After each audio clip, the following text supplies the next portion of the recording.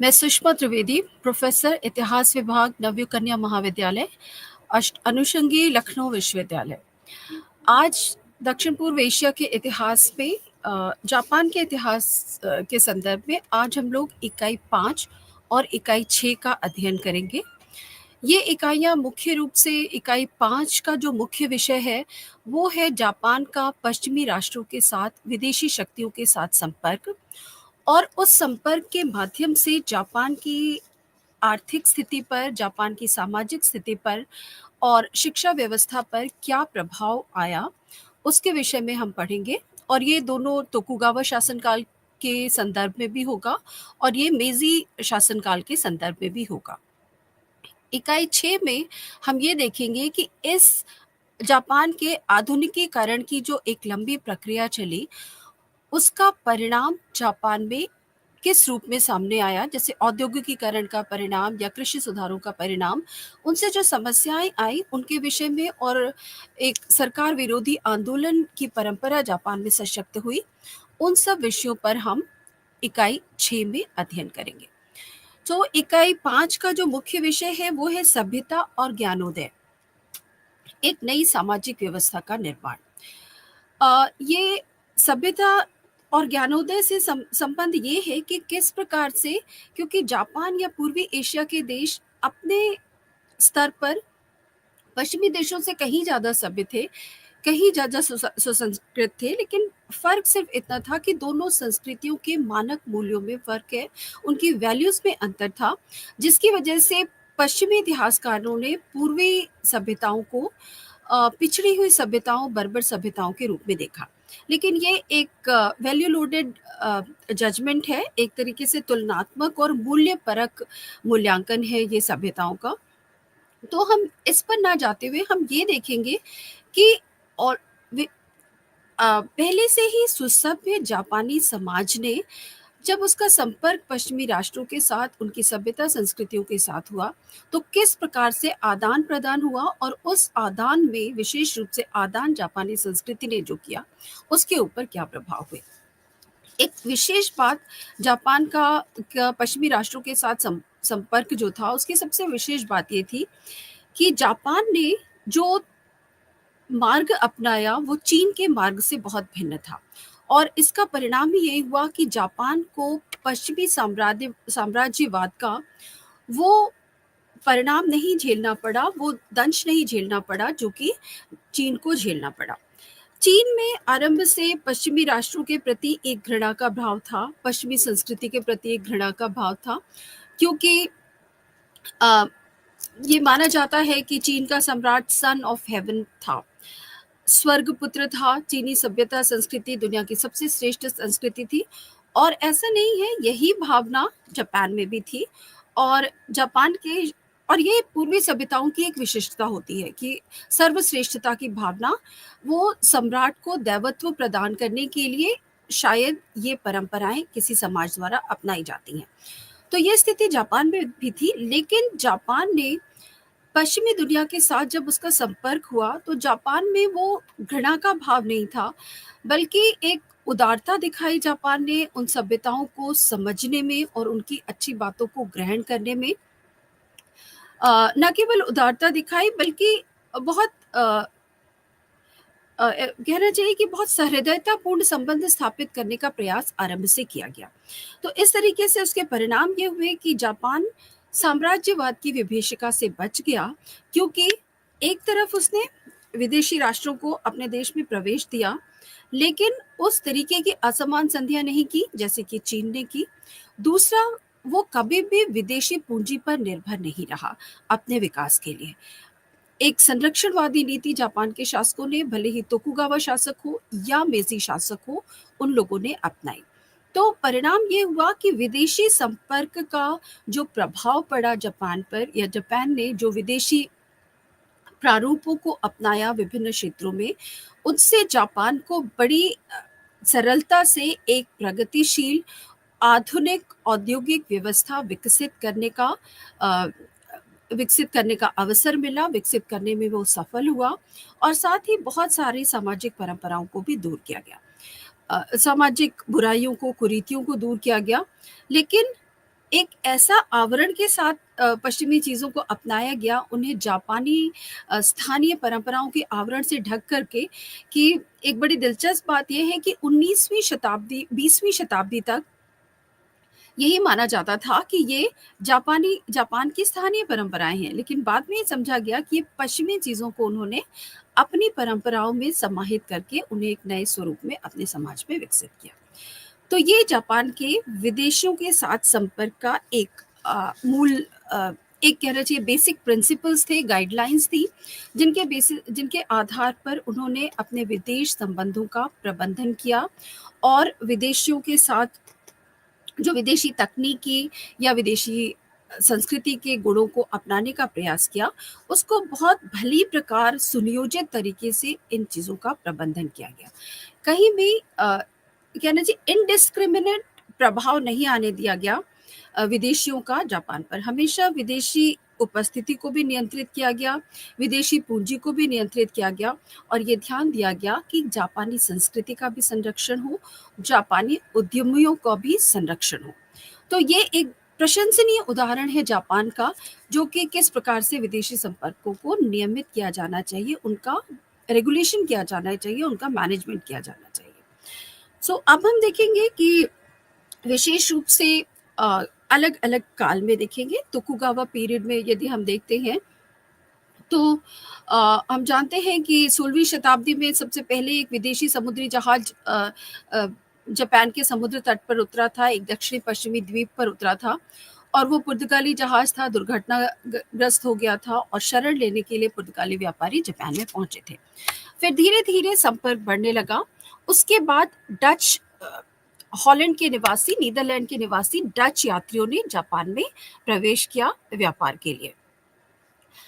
चाहे वो पुर्तगाली हो या डच हो, तोकुगावा शासन ने उनके साथ भले ही थोड़ा सतर्कता का व्यवहार किया, लेकिन वैसा व्यवहार नहीं था कि शत्रुतापूर्ण हो या उनको किसी प्रकार से रोकने का प्रयास किया गया हो। उन्हें रोकने का प्रयास नहीं किया गया, ये ध्यान देने की बात है कि उन्हें नियंत्रित करने का प्रयास किया गया। सबसे पहले नागासाकी का बंदरगाह विदेशी व्यापार के लिए संधि बंदरगाह के रूप में निर्धारित कर दिया गया, और उसके बाद ओसाका और धीरे धीरे अन्य क्षेत्रों पर भी विदेशियों को जापान के भीतर प्रवेश करने का अधिकार दिया गया। तोकुगावा शासन व्यापारिक संबंध तो स्थापित करना चाहता था विदेशियों के साथ, लेकिन उस समय की सबसे बड़ी समस्या ये थी कि फ्रांस, विशेष रूप से फ्रांसीसी, जापान में व्यापार के साथ साथ अपने धर्म का प्रचार करना चाहते थे, जिसकी अनुमति तोकुगावा शासन नहीं देना चाहता था। तो फ्रांसीसियों के साथ उनके संबंध थोड़ा उतने अच्छे नहीं रहे, लेकिन एक विशेष बात तोकुगावा शासकों ने की कि उन्होंने जापानी नागरिकों को विदेशी भाषाओं को पढ़ने के लिए प्रोत्साहित किया, जिससे कि वो विदेशियों को समझ सके और उनके उनके बारे में जानकारी प्राप्त कर सके, उनसे संपर्क स्थापित करने में सरलता हो और उनके ज्ञान को आत्मसात करने में भी सरलता हो। बड़ी संख्या में ऐसे स्कूल्स खोले गए जहाँ पर कि डच, फ्रांसीसी और जर्मन और अंग्रेजी भाषाओं की शिक्षा दी जाती थी। बहुत बड़ी संख्या में सामुराइज जो थे, योद्धा, वो जाकर के इन स्कूलों में विदेशी भाषाओं का अध्ययन करने लगे। तो इस तरीके से 19वीं शताब्दी तक, जबकि जापान का विदेशियों के साथ एक बड़ी भारी मात्रा में विदेशियों का जापान आना शुरू हुआ, एक निकट का संपर्क, गहन संपर्क स्थापित हुआ, तब तक जापानी लोग पश्चिमी भाषाओं से परिचित हो चुके थे और साथ में पश्चिमी भाषाओं के साथ साथ पश्चिमी ज्ञान और उनकी संस्कृति को समझ चुके थे।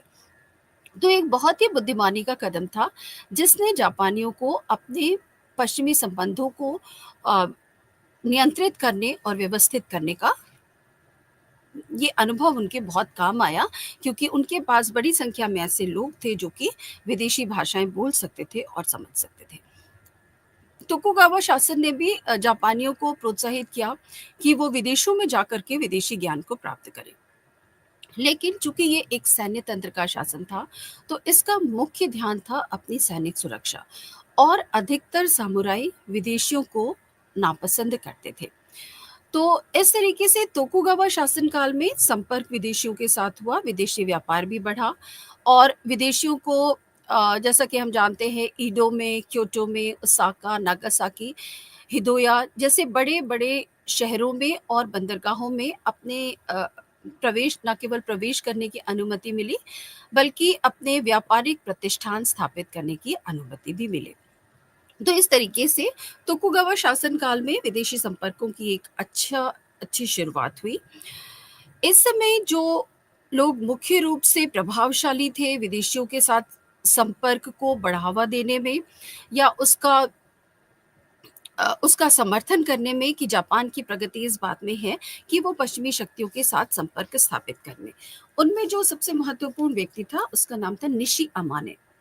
निशी अमाने एक जापानी विद्वान था और वो डच भाषा का उसने अध्ययन किया था, वो डच भाषा से परिचित था। सो अ, उसे तोकुगावा शासन ने लीडन भेजा जो कि नीदरलैंड्स का एक शहर है और वहाँ पर जाकर के जापानियों को वहाँ पर जाकर के डच लोगों की तकनीकी और उनके ज्ञान को समझने के लिए उनको वहाँ पर भेजा गया। लीडन से लौटने के बाद उन्होंने समाचार पत्रों में लिखा, कुछ पुस्तकें लिखी और इस तरीके से उन्होंने जापानियों को डच ज्ञान से परिचित कराने का प्रयास किया। वो इतना प्रभावशाली था तोकुगावा शासनकाल में निशी अमाने कि अंतिम जो तोकुगावा था योशिनोबु उसको फ्रांसीसी भाषा सिखाने का काम भी निशी अमाने ने किया। तो इस तरीके से ये एक बुद्धिजीवी था जिसने कि ये कार्य किया। दूसरा बुद्धिजीवी जो इस समय बहुत महत्वपूर्ण था वो था कातो हिरोयुकी। कातो हिरोयुकी जो थे वो उन्होंने जर्मन भाषा में सिद्धहस्त हासिल किया और प्रशा के कानून का, प्रशा की सैन्य व्यवस्था का अध्ययन किया। वो हालांकि कभी भी विदेश नहीं गए, लेकिन जापान में रहते हुए ही उन्होंने जर्मनी के, प्रशा के बहुत सारे ज्ञान को अर्जित किया और उसके बाद वो एक डच रिसर्च इंस्टीट्यूट में इंस्ट्रक्टर का काम करते थे। बाद में जब टोक्यो यूनिवर्सिटी बनाई गई तो उसका अध्यक्ष उन्हें नियुक्त किया गया। कातो हिरोयुकी का भी बहुत गहरा प्रभाव था जापान के पश्चिमी संपर्क स्थापित करने में और उसका समर्थन करने में, उसे लोकप्रिय बनाने में। अब एक अन्य विद्वान जो कि शायद जापान के निर्माताओं में सबसे अधिक महत्वपूर्ण माना जा सकता है, वो है फुकुजावा युकिची। फुकुजावा युकिची, उसका संबंध एक समुराई परिवार से था। समुराई परिवार में उनका जन्म हुआ था और वो आरंभिक शिक्षा प्राप्त करने के बाद जापान से बाहर चले गए थे। उनकी मित्सुबिशी एक बहुत बड़ा औद्योगिक घराना था जिसके पुत्र फुकुजावा के बहुत करीबी मित्र थे और उनके साथ पढ़ने के लिए फुकुजावा भी अमेरिका चले गए थे। अमेरिका में रहते हुए उन्होंने वहाँ के प्रतिष्ठित संस्थानों में शिक्षा ग्रहण की और येल यूनिवर्सिटी के यूनिटी कॉलेज से उन्होंने रिलीजियस एजुकेशन प्राप्त किया और अमेरिका में रहते हुए वो ईसाई धर्म से बहुत प्रभावित हुए। इनफैक्ट उन्होंने क्रिश्चियनिटी को अपना लिया था और वहाँ से हर प्रकार की शिक्षा ग्रहण करने के बाद जब वो वापस जापान पे आए तो वो 2-3 चीज़ों के प्रबल समर्थक थे। उन्होंने कहा कि जापान को पश्चिमी देशों की गन बोट डिप्लोमेसी, जो उनकी युद्ध पोतों की कूटनीति है, उसका सामना पश्चिमी ज्ञान के द्वारा ही करना चाहिए। उन्होंने कहा कि हम सफल इस बात पे नहीं होंगे जैसा कि चीन ने किया था कि विदेशियों से संपर्क ना रखा जाए, विदेशियों को अधिकार ना दिए जाएं, तो वो बलपूर्वक को हासिल कर सकते थे। इन्होंने ये कहा, फुकुजावा ने ये कहा कि हम उनके इस कूटनीति का मुकाबला कहना चाहिए, शस्त्रों की नीति का मुकाबला उन्हीं का ज्ञान प्राप्त करके हम वैसे ही शस्त्र बना करके उनका मुकाबला उन चीज़ों के लिए कर पाएंगे। तो इसके लिए उन्होंने कहा कि गनबोट डिप्लोमेसी का सामना करने के लिए हमें पश्चिमी ज्ञान को प्राप्त करना, तकनीकी को विकसित करना बहुत आवश्यक है। अब इसके लिए जब वो अमेरिका में थे, उन्हें डच भाषा सीखी और वहाँ रहने के बाद जब वो लौटे जापान, तो जो पश्चिम का ज्ञान इतने लंबे प्रवास के समय में उन्होंने ग्रहण किया था, उसके द्वारा उसको बहुत ही साधारण जापानी भाषा में उन्होंने लगभग 100 पुस्तकें लिखी। और ये आम जापानियों के लिए थी, सामान्य जन के लिए थी, जिसके द्वारा कि वो विदेशी संस्कृति को, विदेशी अर्थव्यवस्था के सिद्धांतों को, राजनीति सिद्धांतों को और संविधान को जापान के नागरिकों के सामने रखना चाहते थे। विशेष रूप से वो छात्रों को प्रोत्साहित करना चाहते थे। अब उन्होंने इन चीज़ों का जापान पर बहुत गहरा प्रभाव पड़ा और इसके लिए उन्होंने जापान में एक आंदोलन भी चलाया और ये जो आंदोलन था इसको सैयुजेजो आंदोलन कहते हैं। और सैयुजेजो का मतलब था जापान को आधुनिक बनाना, जापान में शिक्षा व्यवस्था का सुधार करना। जापान के शिक्षा सुधारों में भी उन्होंने बहुत ही महत्वपूर्ण भूमिका निभाई थी और उन्होंने शिक्षा सुधारों के साथ साथ जापान ने जब 1889 में अपना नया संविधान अपनाया था, तो इस संविधान निर्माण की संपूर्ण प्रक्रिया में भी फुकुजावा युकिची ने बहुत ही महत्वपूर्ण योगदान दिया था। उन्होंने जो पश्चिम की राजनीतिक व्यवस्था थी, उन्होंने कहा कि वो राजनीतिक व्यवस्था किसी भी आधुनिक राष्ट्र के लिए बहुत आवश्यक है, लेकिन उन्होंने साथ में ये भी कहा कि जब तक उसको जापानी प्रारूप में ढाला नहीं जाता, तब तक वो जापान के लिए उपयुक्त नहीं होगी। तो इसके लिए उन्होंने कहा कि इन चीज़ों को जापानी उसमें ढाल करके जापान में लागू किया जाना चाहिए। हालांकि वो नागरिक स्वतंत्रता के बहुत ज़्यादा पक्षधर थे।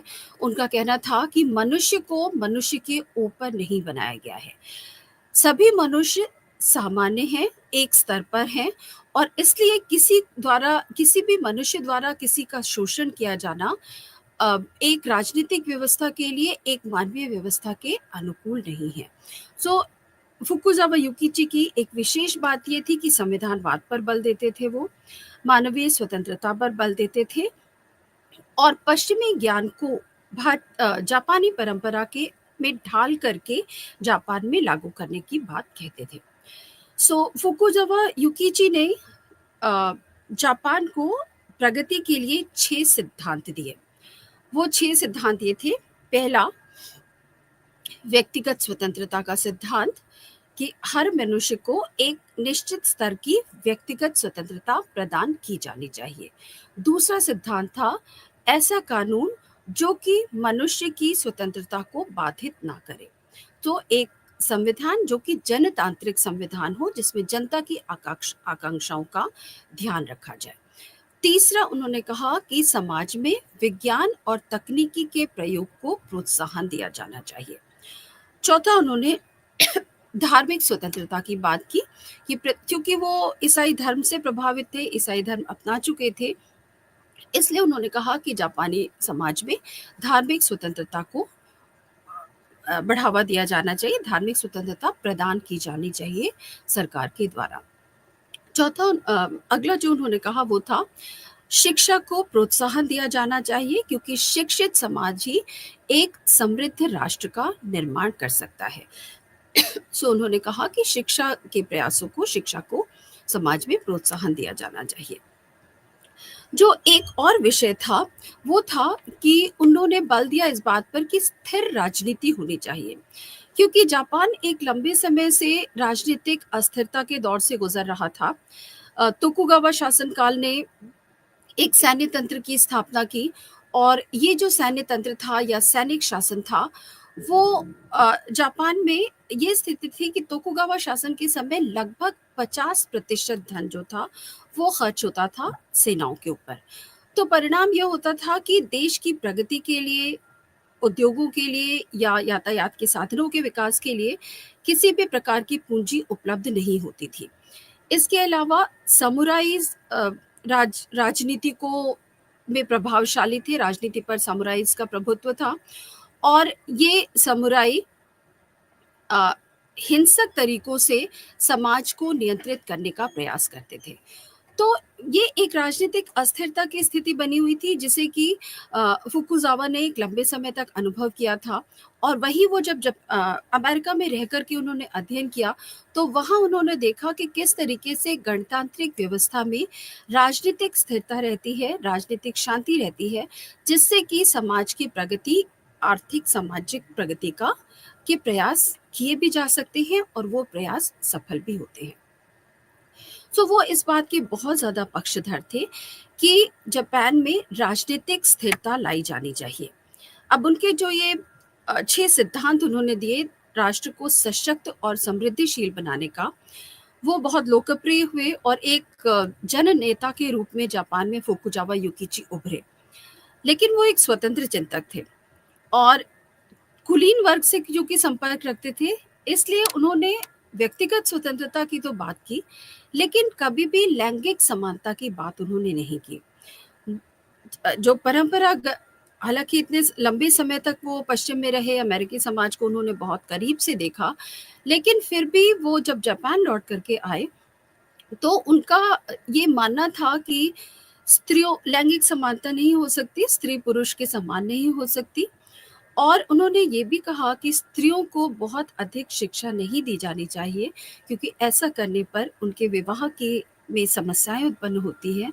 और चूंकि उनका जो प्राथमिक कर्तव्य है स्त्रियों का, वो परिवार का पालन पोषण करना है, तो ये एक एक छोटा सा लेक्यूना कह सकते हैं, एक कमी कह सकते हैं फुकुजावा युकिची के विचारों में, जो हालांकि उस समय के जापानी समाज को तो बहुत ज़्यादा प्रभावित नहीं कर पाई, लेकिन आज जब हम उनके चिंतन पर विचार करते हैं, तो निश्चित रूप से उनकी इस बात की आलोचना की जाती है।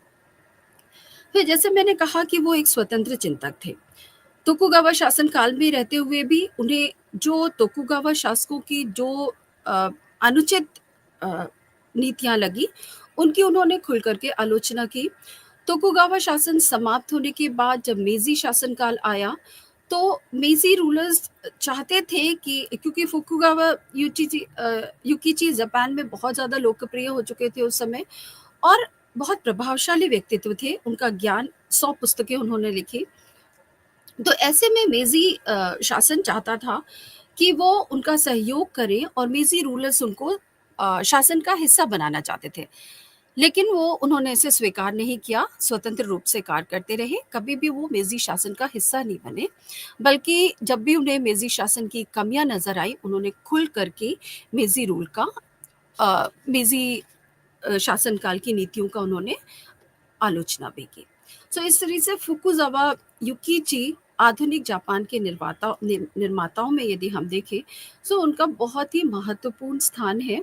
और जो संविधान था उसके निर्माण में उन्होंने योगदान दिया और उनके प्रभाव में ही जापान में जो नया संविधान अपनाया गया, वो एक उदारवादी संविधान था, जिस पर कि अमेरिका और प्रशा के संविधान की बहुत ज़्यादा जर्मन संविधान और अमेरिकी संविधान की का बहुत प्रभाव था। उसकी बहुत सारी फीचर्स को, बहुत सारी विशेषताओं को जापान के संविधान में शामिल किया गया था।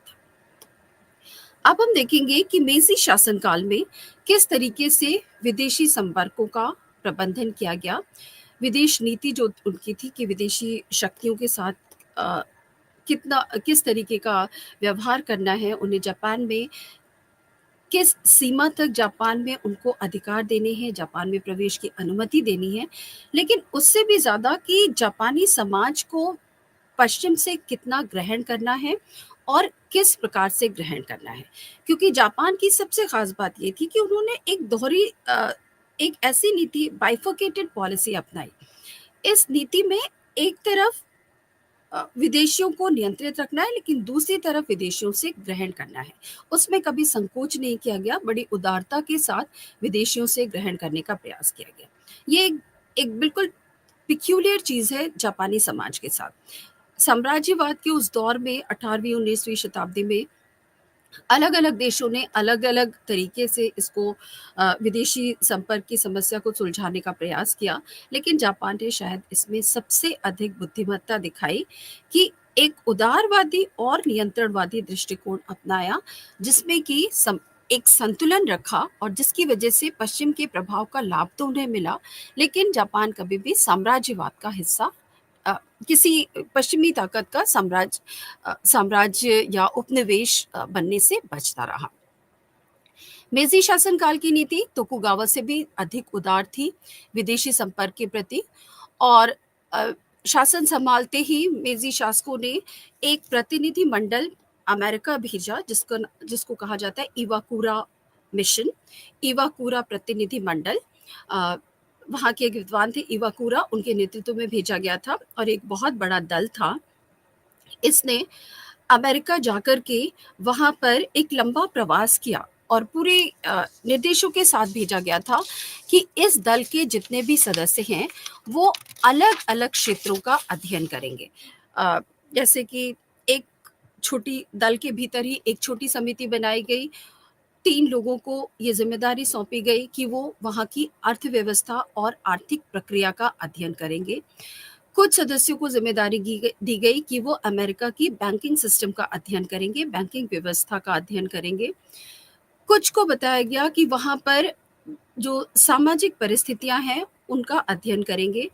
कुछ लोगों को ज़िम्मेदारी दी गई वहाँ के उद्योग धंधों का अध्ययन करने की। सो अलग-अलग जो प्रतिनिधि मंडल के सदस्य थे, उनको अलग-अलग क्षेत्रों का अध्ययन करने का काम सौंपा गया। तो ये एक बहुत ही कुशल प्रबंधन के साथ सुनियोजित तरीके से जापान जो था, वो पश्चिमी देशों से के ज्ञान को जापान में लाने का प्रयास कर रहा था।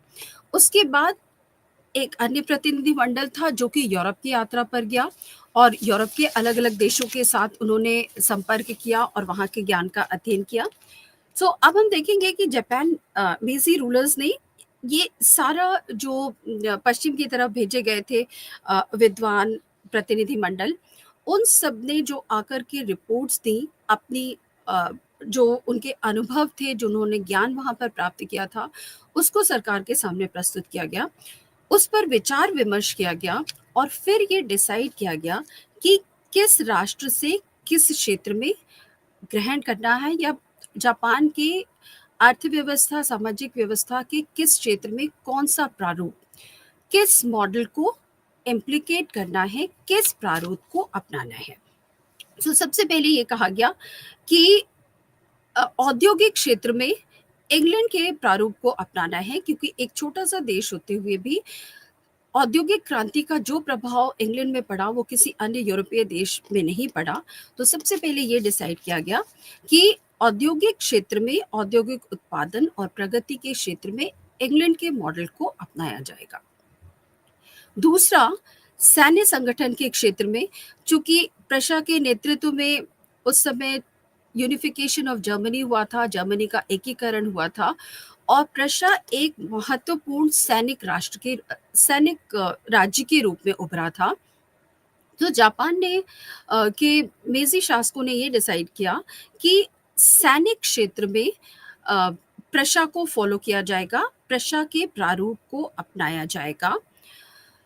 पुलिस और कानून व्यवस्था के लिए उन्होंने फ्रांस को अपना आदर्श माना कि फ्रांसीसी आदर्श पर पुलिस और कानून व्यवस्था विकसित की जाएगी। तीसरा बचता है कृषि विकास। कृषि विकास के लिए उन्होंने कहा कि अमेरिकी प्रारूप को अपनाया जाएगा। तो इस तरीके से बहुत ही स्पष्ट दिशा निर्देशों के साथ जापान ने आधुनिकीकरण का कार्य आरंभ किया और स्पष्ट था कि सैन्य क्षेत्र में प्रशा को अपनाना है, कृषि विकास के लिए अमेरिका को, औद्योगिक विकास के लिए इंग्लैंड को। तो अब जापान में जहाँ तक ये विकास का संबंध है, आधुनिकीकरण का संबंध है, वहाँ पर किसी प्रकार का सरकार के भीतर या उसके लिए काम करने वालों के भीतर किसी भी प्रकार का कन्फ्यूजन नहीं था, किसी भी प्रकार का भ्रम नहीं था। स्पष्ट दिशा निर्देशों के आधार पर जापान ने आधुनिकीकरण करना आरंभ किया, पश्चिमी तकनीकों को, तौर तरीकों को जापान में अपनाना आरंभ किया। सो इस तरीके से हम देखते हैं कि जापान में आधुनिकीकरण की प्रक्रिया पश्चिमी संपर्क के प्रभाव में आरंभ हुई। अब इस बीच में इस सारी प्रक्रिया में बुद्धिजीवियों की भूमिका बहुत महत्वपूर्ण थी, क्योंकि बुद्धिजीवी वर्ग जो था उसने प्रभावित किया जापानी शासकों को, चाहे वो तोकुगावा शासक हो, क्योंकि वो पूरी तरीके से सैनिक शासक थे, और दूसरा मेजी रूलर्स जो कि एक इम्पीरियल रूल था, शाही शासन था, उन्हें भी पश्चिमी संस्कृतियों को किस प्रकार से ग्रहण करना है उनका उस पर ना कोई अनुभव था, और उसको करने में वो सक्षम भी नहीं थे। तो जब तक जापान का बुद्धिजीवी वर्ग इस दिशा में पहल नहीं करता, जापान का आधुनिकीकरण संभव नहीं था। जापान में बुद्धिजीवियों ने बहुत ही महत्वपूर्ण भूमिका निभाई, और विशेष बात ये भी है कि चाहे वो तोकुगावा शासक हो या वो मेजी रूलर्स हो, उन्होंने बुद्धिजीवियों के सुझावों को अपनाने में कभी भी ये कई बार सरकार विरोधी होते थे बुद्धिजीवियों के विचार, कई बार उनके द्वारा चलाए गए आंदोलन सरकार विरोधी होते थे, लेकिन कम से कम बुद्धिजीवी वर्ग को का दमन करने का ना तो तोकुगावा शासकों ने प्रयास किया और ना ही मेजी रूलर्स ने प्रयास किया। तो ये एक जापान के लिए सफलता का कारण सिद्ध हुआ कि बुद्धिजीवियों को अपने विचारों के प्रचार प्रसार की स्वतंत्रता दी गई और उन्हें सुविधाएं भी दी गई, विदेश यात्राओं का अवसर मिला। इसके पहले तोकुगावा शासन काल में थोड़ा नियंत्रण में रखते थे विदेश यात्राओं को, लेकिन और छुप करके जहाज विदेशियों के जहाज़ों में छुप करके पश्चिम जाने का प्रयास करते थे बुद्धिजीवी, लेकिन मेजी रूलर्स ने इस पर भी किसी भी प्रकार का प्रतिबंध नहीं लगाया। इस तरीके से जापान के जो बुद्धिजीवी थे उनकी भूमिका जापान के आधुनिकीकरण में और विशेष रूप से पश्चिमीकरण में जापान के बहुत ही महत्वपूर्ण थी। इसमें कुछ जो बुद्धिजीवी हैं उनमें से उनके द्वारा जिन विचारों को प्रतिपादित किया गया, जिन विचारों को बढ़ावा दिया गया, उनके बारे में हम लोग थोड़ा सा देखेंगे। इनमें से निशिमुरा शिरोकी थे, जो कि कन्फ्यूशियसवादी थे, और क्योंकि जापान में जो जापान के पश्चिमी संपर्क का जो प्राथमिक साधन था, जो सबसे पहले विदेशी संपर्क उनका हुआ, वो चीन के साथ हुआ था, कोरिया के माध्यम से। तो इसलिए चीन से कन्फ्यूशियसवाद जापान आया था और जापानी बुद्धिजीवी कन्फ्यूशियसवाद से बहुत ज़्यादा प्रभावित थे। जो पहला निशिमुरा शिकोकी जो विद्वान था, वो कन्फ्यूशियसवाद से प्रभावित था और इसलिए उसने नैतिकवाद पर बहुत बल दिया। उसने कहा कि जापानी समाज में चाहे वो शिक्षा हो, चाहे वो अर्थव्यवस्था हो, हर क्षेत्र में नैतिकता को सर्वोच्चता दी जानी चाहिए। ये चीनी समाज का एक सिद्धांत था जिसे कि जापान में अपनाया गया। दूसरा जो विद्वान था उसका नाम था नाकामुरा क्यो। नाकामुरा क्यो हालांकि वो भी कन्फ्यूशियसवाद से प्रभावित था और वो नैतिकता पर तो बल देते थे, नैतिकवाद का समर्थन करते थे, लेकिन वो साथ में ये भी कहते थे कि जापान को आत्मनिर्भर होना होगा। वो नैतिकतावाद के साथ साथ आत्मनिर्भरता पर बल देते थे।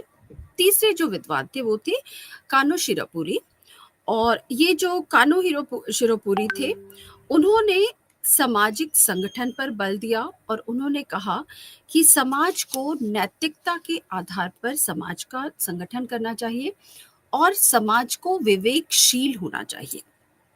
इस तरीके से उन्होंने, ये जो विद्वान थे, उन्होंने जापान की विचारधारा को, जापानी समाज को और प्रशासन को बहुत अधिक प्रभावित किया। अब मेजी शासन काल में 1868 में जैसे ही मेजी शासन की पुनर्स्थापना हुई, बड़े पैमाने पर जापान में सुधारों का कार्यक्रम आरंभ किया गया। अब मेजी शासकों ने ये माना कि जापान की जो परंपरागत शिक्षा व्यवस्था थी उसमें या तो जापान का परंपरागत ज्ञान पढ़ाया जाता था या फिर चीन के क्लासिकल लिटरेचर का अध्ययन करवाया जाता था। उस शिक्षा व्यवस्था में आधुनिक विज्ञान, तर्क और आधुनिक पद्धति को, भाषाओं को अपनाना आवश्यक था। इसलिए मेजी शासन काल में आधुनिकीकरण के जो प्रयास हुए उसमें एक महत्वपूर्ण प्रयास था शिक्षा व्यवस्था में सुधार करना। अब इसके लिए एक आंदोलन चलाया गया जिसको कि बुनमे काइका आंदोलन कहते हैं। बुनमे काइका का आंदोलन का मतलब होता है प्रबुद्धता का समाज। जापान में एक एनलाइटेंड सोसाइटी डेवलप करना, एक प्रबुद्ध समाज को विकसित करना जापान में, और इसके लिए शिक्षा व्यवस्था में सुधार करना बहुत आवश्यक था। तोकुगावा शासन काल में भी सीमित प्रयास किए गए थे और उस समय की जो शिक्षा व्यवस्था थी उसमें 3 तरीके के विद्यालय थे। पहला विद्यालय होता था तोराकोया, और जो तोराकोया विद्यालय होते थे उनमें परंपरागत जापानी भाषा में परंपरागत जापानी शिक्षा दी जाती थी। दूसरे होते थे शोहेकु। शोहेकु विद्यालय चीनी ज्ञान के लिए प्रसिद्ध होते थे। वहाँ पर चीनी साहित्य, धर्म और चीनी ज्ञान की शिक्षा दी जाती थी चीनी भाषा में। तीसरा था कोइजेजो। कोइजेजो तोकुगावा शासनकाल में शुरू हुआ कोइजेजो, और कोइजेजो विदेशी भाषाओं की शिक्षा के लिए विद्यालय स्थापित किए जाते थे। तोकुगावा शासनकाल के अंतिम वर्षों में और मेजी शासनकाल जब शुरू हुआ उस समय तक कोइजेजो विद्यालय जो थे वो बहुत लोकप्रिय होने लगे, और कोइजेजो विद्यालयों में बहुत सारे समुराई भी शिक्षा ग्रहण करने लगे, और ये समुराई विशेष रूप से पश्चिमी भाषाओं की शिक्षा ग्रहण करते थे। अंग्रेजी, जर्मन, फ्रांसीसी और डच भाषाओं की शिक्षा ग्रहण करने का केंद्र बन गए थे कोइजेजो विद्यालय। अब जब मेजी शासनकाल आया तो मेजी शासकों ने शिक्षा के आधुनिकीकरण की योजनाएं लागू करने का प्रयास किया, और इसके लिए समिति बनाई गई, और एक नारा दिया मेजी रूलर्स ने, वो था मानव संसाधन का परिष्करण, refinement of human resources of Japan. उन्होंने कहा कि जापान की जो मानव संपदा है उसको और ज़्यादा कुशल बनाना है, उसे और ज़्यादा परिष्कृत करना है, और उसके लिए शिक्षा व्यवस्था में सुधारों का अभियान चलाया गया। और सबसे पहले 1868 में एक कानून पारित किया गया जिसको कि स्कूल सिस्टम कहते हैं। स्कूल व्यवस्था का सिद्धांत 1868 में पारित किया गया, और अगेन ये बड़े जोश के साथ ये सुधार लागू किए जा रहे थे। तो जो स्कूल रिफॉर्म्स ऑफ 1868 का कानून जो लाया गया, जो प्रावधान लाया गया, उसका जो नारा था वो ये था, विश्व भर से ज्ञान प्राप्त करना। जहाँ से भी ज्ञान प्राप्त हो सके चीनी समाज को, वो ज्ञान प्राप्त करना। अब ये जो स्कूल सिस्टम की घोषणा की गई वो 1872 में इसको लागू किया गया, और इसमें इसका सबसे बड़ा जो विशेषता थी वो ये थी कि जापान में जो अभी तक चली आ रही सामंती शिक्षा व्यवस्था थी, फ्यूडल सिस्टम ऑफ एजुकेशन था, उसको समाप्त कर दिया गया। और फ्यूडल सिस्टम ऑफ एजुकेशन को समाप्त करने के बाद एक जन शिक्षा का कार्यक्रम चलाया गया, एजुकेशन फॉर ऑल। सामान्य लोगों को शिक्षित करने, शिक्षा के प्रसार का कार्यक्रम चलाया गया। और दूसरे विशेष पहला फ्यूडल सिस्टम में सिर्फ उच्च वर्ग के लोग शिक्षा ग्रहण करते थे, गरीब किसान और मजदूर शिक्षा से वंचित रहते थे। तो पहली विशेषता स्कूल सिस्टम की ये थी कि वो सभी वर्गों को सभी समाज को प्रेरित किया जाएगा शिक्षा ग्रहण करने के लिए। फ्यूडल एजुकेशन को समाप्त कर दिया गया। दूसरी व्यवस्था थी व्यवहारिक शिक्षा। अभी तक क्या था कि शिक्षा एक क्लासिकल एजुकेशन होती थी, साहित्य की शिक्षा, धर्म की शिक्षा, परंपरागत जापानी भाषा की शिक्षा, इन सारी चीज़ों पर बल दिया जाता था, जो कि क्योंकि नैतिकतावाद पर अभी तक कन्फ्यूशियसवाद से प्रभावित था, नैतिकता पर बल दिया गया। तो अभी तक जापानी शिक्षा का मूल आधार क्या था? एक नैतिक नागरिक तैयार करना, जापान के लिए एक नैतिक नागरिक तैयार करना। लेकिन वो नैतिक नागरिक अपने सामाजिक जीवन में या राष्ट्रीय जीवन में क्या योगदान दे सकता है, इस पर बल नहीं था।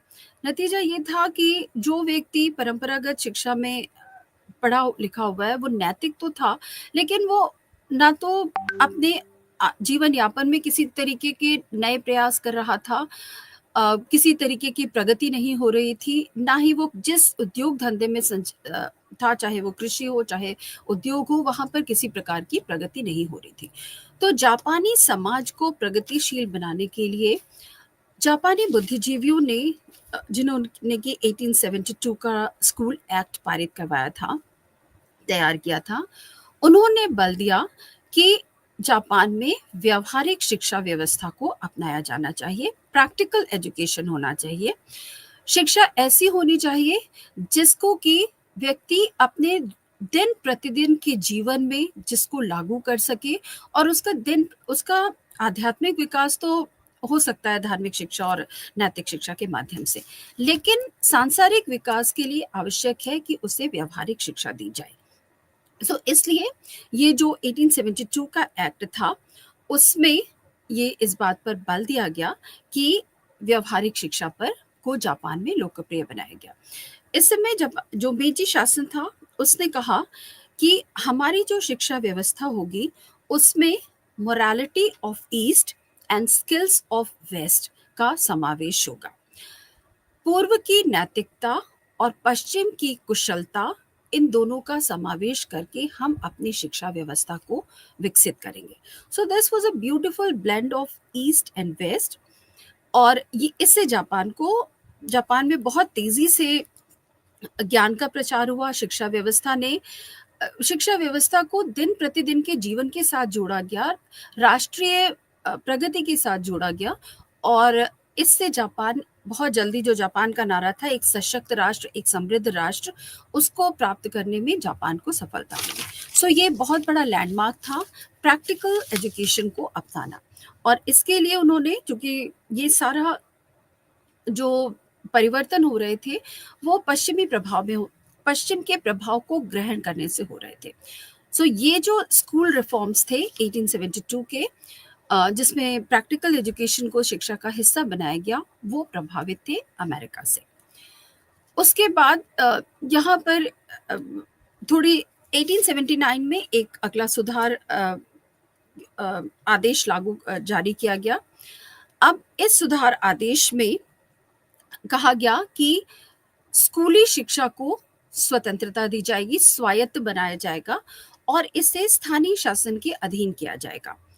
और इसके अलावा एजुकेशन के लिए मैं एक बार फिर से अमेरिकी व्यवस्था का अनुसरण करते हुए बहुत सारे नई विशेषताएं जोड़ी गई जापान के स्कूली एजुकेशन। तो 1879 के जो सुधार थे, उनकी मुख्य विशेषता ये थी कि शिक्षा को स्वायत्तता दी गई और स्थानीय शासन, लोकल एडमिनिस्ट्रेशन के अधीन शिक्षा व्यवस्था को रखा गया। लेकिन ये स्वायत्तता देने के जो परिणाम थे, वो संभवतः मेजी शासकों को लगा कि स्वायत्तता देने से एक थोड़ी अराजकता उत्पन्न हो सकती है, क्योंकि विरोध के स्वर जापान में उठने लगे थे। समाजवाद का प्रवेश जापान में हो चुका था, ईसाई धर्म का प्रचार हो रहा था। तो ऐसा लगा कि शिक्षा व्यवस्था में प्राथमिक स्तर पर, स्कूल लेवल पर स्वायत्तता देने से मेजी शासन के लिए संकट उत्पन्न हो सकता है। एक बार फिर से तनाका फुजिनो के नेतृत्व में एक नई सुधार योजना प्रस्तुत की गई, जिसको कि 1885 के रिफॉर्म्स कहते हैं, एजुकेशनल रिफॉर्म, और इसके माध्यम से स्वायत्तता को समाप्त कर दिया गया। शिक्षा व्यवस्थाओं पर सरकारी नियंत्रण को बढ़ाया गया, और जैसा कि पहले जो एजुकेशनल रिफॉर्म्स थे उसमें बल दिया गया था प्राथमिक शिक्षा को बढ़ावा, स्कूल शिक्षा को बढ़ावा देने पर। अब जो 1885 के रिफॉर्म्स थे उसमें बल दिया गया उच्च शिक्षा को बढ़ावा देने के लिए। अब यहाँ पर जो मुख्य उद्देश्य था उच्च शिक्षा का विकास करना, और साथ में एक इसकी खास विशेषता ये थी कि शिक्षक कल्याण को ध्यान में रखना, क्योंकि ये माना गया कि जो शिक्षक है वो समाज के नेतृत्व करता है, और ऐसी स्थिति में शिक्षकों की स्थिति को सुधारा जाना चाहिए, क्योंकि बुद्धिजीवी वर्ग में असंतोष ना उत्पन्न हो, और जब बुद्धिजीवी वर्ग या जो लीडर्स हैं समाज के एजुकेशन के फील्ड में, उनके लिए उनकी सुविधाओं का ध्यान रखा जाना चाहिए।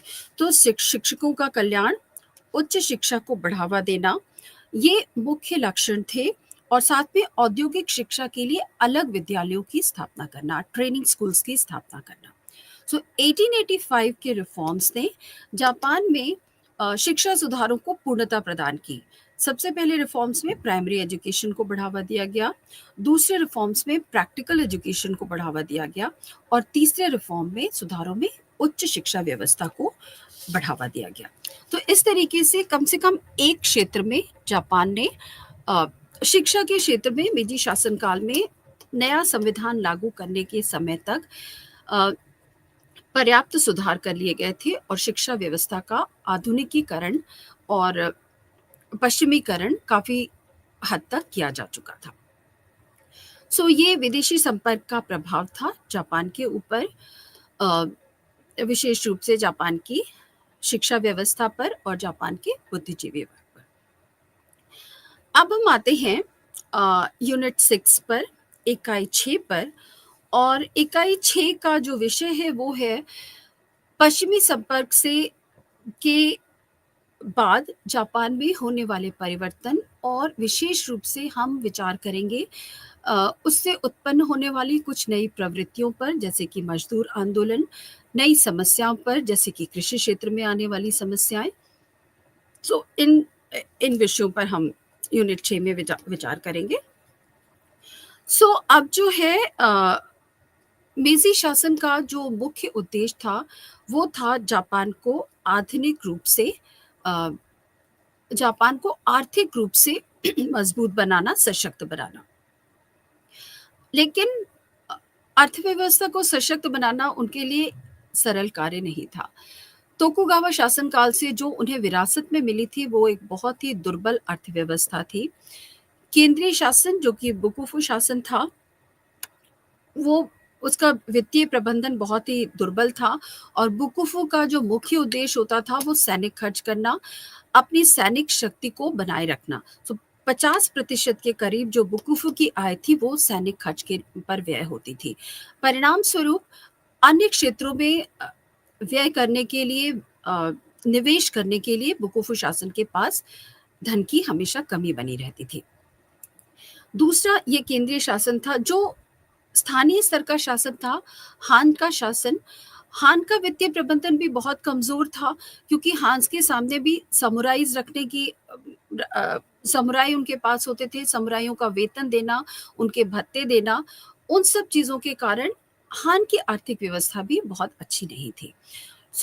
मेजी शासन को जो विरासत में अर्थव्यवस्था मिली थी वो बहुत ही दुर्बल अर्थव्यवस्था थी। उस अर्थव्यवस्था की इतने मेजी शासकों के सामने बहुत सारी चुनौतियां दी, क्योंकि उन चुनौतियों का सामना करे बिना, उनका समाधान किए बिना जापान में आर्थिक विकास करना या नई नीतियां लागू करना संभव नहीं था। जो चुनौतियां थी, यदि हम चुनौतियों की बात करें तो सबसे पहली जो चुनौती थी वो ऋणग्रस्तता थी, इंडेटेडनेस थी। तोकुगावा शासकों ने के साथ साथ बुकुफु का शासन हो या हान शासन हो, उनके ऊपर भारी ऋण थे और इन ऋणों से मुक्ति पाए बिना क्योंकि मेजी शासन को यदि आर्थिक विकास करना था तो पहले इन ऋणों को चुकाना था। इन ऋणों पर जाने वाले ब्याज की धनराशि बहुत अधिक थी। पहला चैलेंज जो था वो इन ऋणों की समस्या से छुटकारा पाना, इन ऋणों की समस्या का समाधान करना। दूसरी समस्या थी सामुराइज को दिए जाने वाले भत्ते। ये जो सामुराइज होते थे उनको युद्ध करने के लिए और जो वेतन मिलता था, वेतन के अलावा उन्हें बहुत भारी धनराशि भत्तों के रूप में देनी होती थी हान्स को, या यदि वो बुकुफु के नियंत्रण में है, केंद्रीय सरकार के नियंत्रण में है तो बुकुफु देता था, यदि स्थानीय सरकार के नियंत्रण में है तो हान को उन्हें भारी धनराशि भत्तों के रूप में देनी होती थी। तीसरी जो समस्या थी वो थी कि युद्ध जो तोकुगावा शासनकाल में बहुत सारे विद्रोह हुए, उन विद्रोहों का दमन करने के लिए युद्ध किए गए। इसके अलावा मेजी पुनर्स्थापना के लिए तोकुगावा और मेजी समर्थकों के बीच में जो लंबे युद्ध चले, उन सब में बहुत सारा धन खर्च हुआ था, जिससे कि जापान का राजकोष बहुत दुर्बल हो गया था, उस पर बहुत बोझ पड़ा था। तो इन परिस्थितियों में अब ये मुख्य 3 चैलेंजेस थे, ऋणग्रस्तता को कम करने का प्रयास किया जा सकता था। युद्धों से जो बोझ पड़ा था उसके लिए जापान को आय के नए साधन चाहिए थे। और लेकिन सबसे बड़ी जो समस्या थी वो सामुराइज़ की समस्या थी। समुराई सैनिक थे, हथियार चलाने में कुशल थे। यदि सरकार उनके भत्तों को कम करने का प्रयास करती या बंद करने का प्रयास करती, तो जापान में एक बार फिर से गृह युद्ध की स्थिति आ सकती थी। अब इससे बचने के लिए जापानी सरकार ने बड़ी ही समझदारी से काम लिया, बहुत ही संवेदनशीलता से काम लिया और उन्होंने सामुराइज़ को उनके भत्तों के बदले में एक मुश्त धनराशि देने का प्रस्ताव रखा और उन्हें या तो सरकार की तरफ से बॉन्ड्स दे दिए गए। ये जो बॉन्ड्स होते थे उनमें उनको ये कहा जाता था कि सरकार उनको इतना-इतना धन अदा करने के लिए बाध्य है और या फिर उन्हें एकमुश्त धनराशि देकर के ये जो उनके भत्ते थे उनको सेटल कर दिया जाता था। तो इस तरीके से सामुराइज़ को दिए जाने वाले भत्तों से सरकार को छुटकारा मिला। इस समस्या का कम से कम सरकार समाधान कर सकी। अब आर्थिक सुधार करने के प्रयास सरकार ने आरंभ किए। हमने देखा शिक्षा व्यवस्था में सुधार, हमने यूनिट 5 में देखा। अब हम देखेंगे कि उद्योग और कृषि के क्षेत्र में सरकार ने किस प्रकार के सुधार मेजी शासन ने किए। कृषि के क्षेत्र में तोकुगावा शासनकाल की जो व्यवस्था थी, वो ये थी कि तोकुगावा किसानों से उनकी उपज के आधार पर कर लेते थे। जिस किसान के खेत में जितनी उपज होती थी, उसका एक निश्चित भाग कर के रूप में तोकुगावा शासक वसूल करते थे। और दूसरी विशेषता ये थी कि ये जो कर होता था, वो चावल के रूप में लिया जाता था क्योंकि सबसे ज़्यादा 90% खेती जापान में चावल की होती थी। तो कर चावल के रूप में काइन में वसूल किया जाता था चावल के रूप में। मेजी शासकों ने इस व्यवस्था को पूरी तरीके से बदल दिया। अब जो कर निर्धारण होगा किसानों के ऊपर, कृषि के ऊपर कर का निर्धारण जो होगा, वो कृषि भूमि के मूल्य के आधार पर होगा। यदि किसी किसान के पास मान लीजिए कि 10 एकड़ ज़मीन है और उस 10 एकड़ ज़मीन का मूल्य जो है वो 100 कर अ, 100 करोड़ है, तो उसका 3% राज्य कर के रूप में लेगा।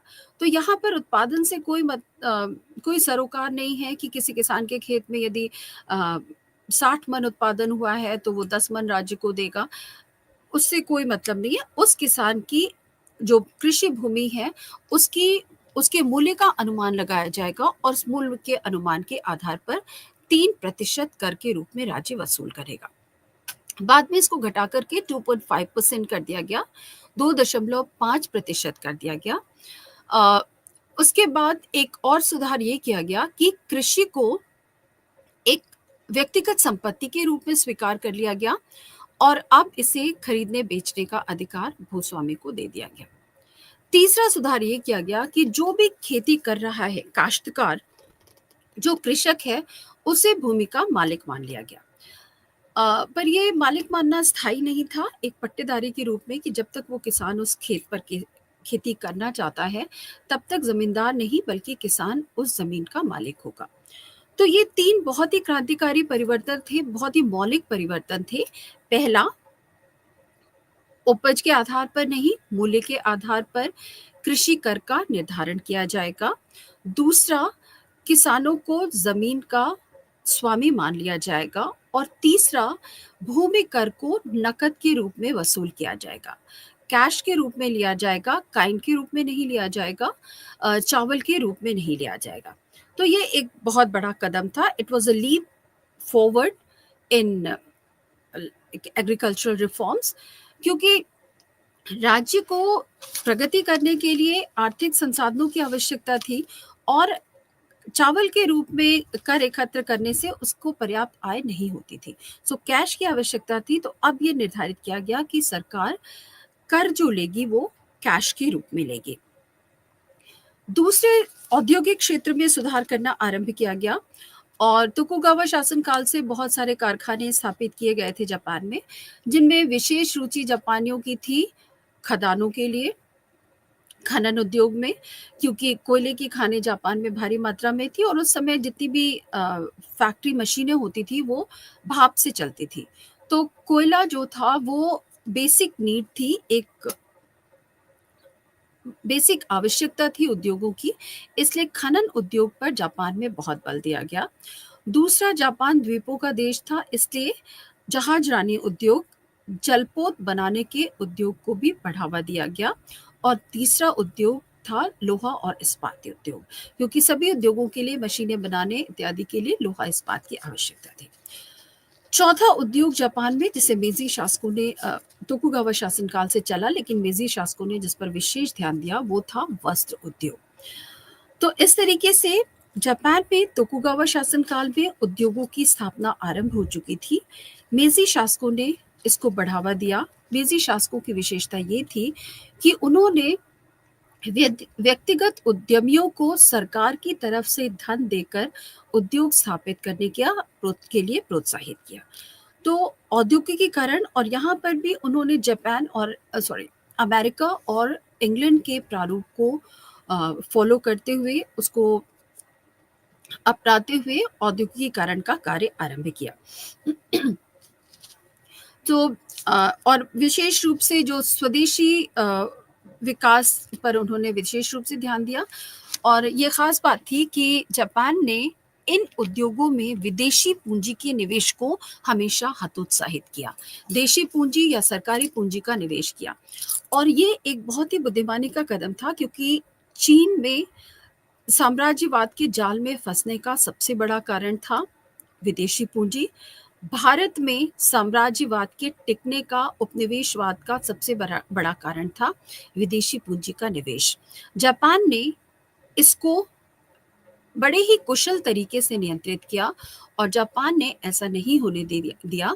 सरकार ने खुद, मेजी शासकों ने अपनी केंद्रीय सरकार की संपत्ति का निवेश किया।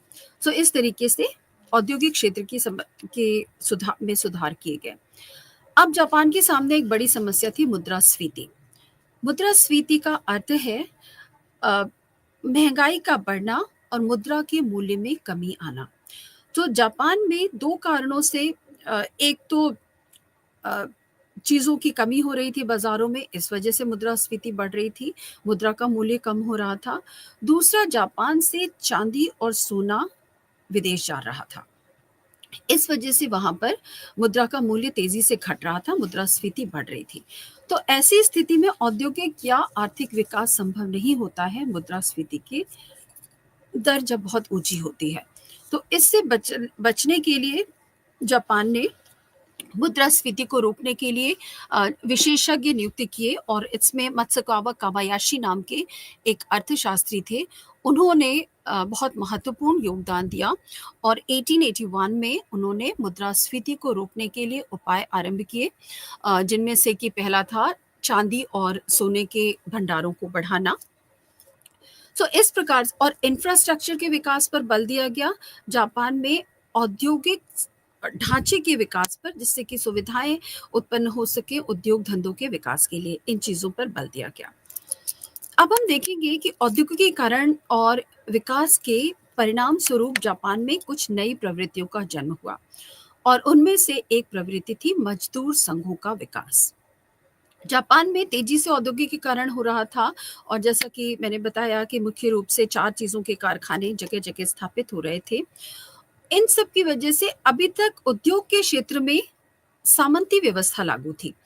इसमें क्या होता था कि बड़े पूंजीपति सामंत जो उद्योग धंधों की स्थापना करते थे, वो ठेकेदारों को मजदूरों को नियुक्त करने की, लाने की जिम्मेदारी देते थे, और वो जब ये जो ठेकेदार मजदूरों को निर्बंधित करते थे, वो उनका शोषण करते थे, उनको बहुत कम वेतन देते थे।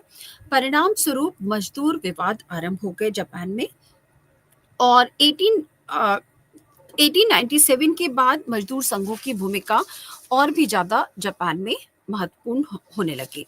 तो इसी समय कुछ जापानी विद्वान जो कि विदेशों में गए, और उन्होंने इनमें से कोतेयामा सेन नाम के एक नागरिक थे, जापानी नागरिक, जो कि एक बहुत लंबे समय तक अमेरिका में रहे थे। और कोतेयामा सेन ने अमेरिका में रहते हुए वहाँ पर कम्युनिस्ट आंदोलन का अध्ययन किया था।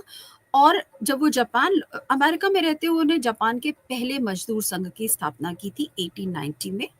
जापान लौटने के बाद टोक्यो में 1897 में उन्होंने मजदूर संघ की स्थापना की और तेजी से मजदूर आंदोलन जापान में बढ़ने लगा।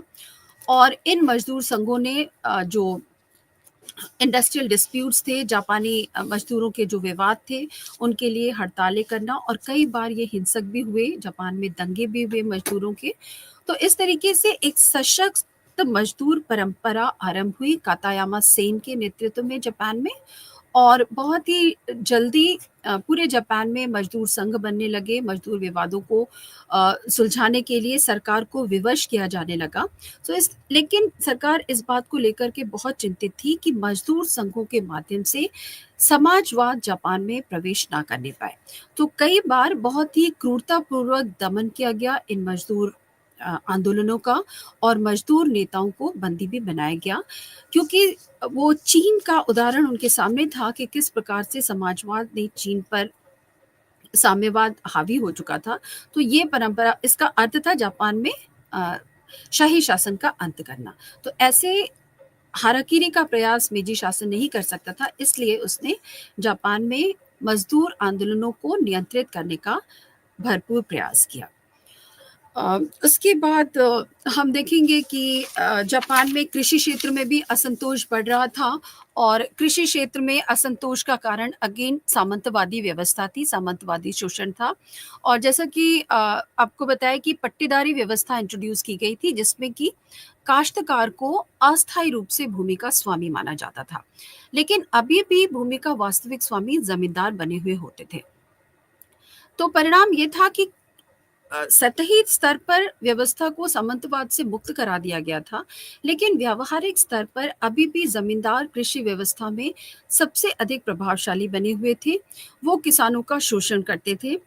स्थानीय स्तर पर किसानों पर, जो केंद्रीय सरकार किसानों पर कर लगाती थी, उसके अतिरिक्त, जो कि 3% था, बाद में 2.5% कर दिया गया, उसके अतिरिक्त जो स्थानीय सरकार ने थी वो भी कर लगाती थी। जमींदारों का शोषण था। इस वजह से किसानों में असंतोष बढ़ने लगा और किसान संगठन भी बनने लगे, और किसानों के बीच भी मजदूर आंदोलन काफ़ी लोकप्रिय होने लगा।